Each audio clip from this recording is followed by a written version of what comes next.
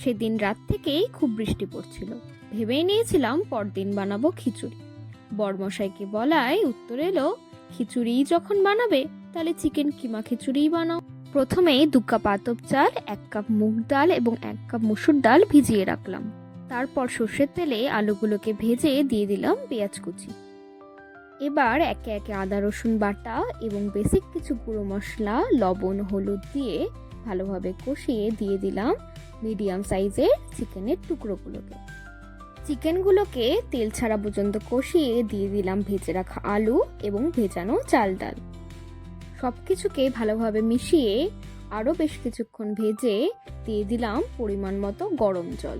এখানে গরম জলটাই ব্যবহার করতে হবে। শেষে 4টে চেরা কাঁচা লঙ্কা দিয়ে মিনিট 20 মতো ফুটিয়ে নিলেই তৈরি চিকেন কিমা খিচুড়ি।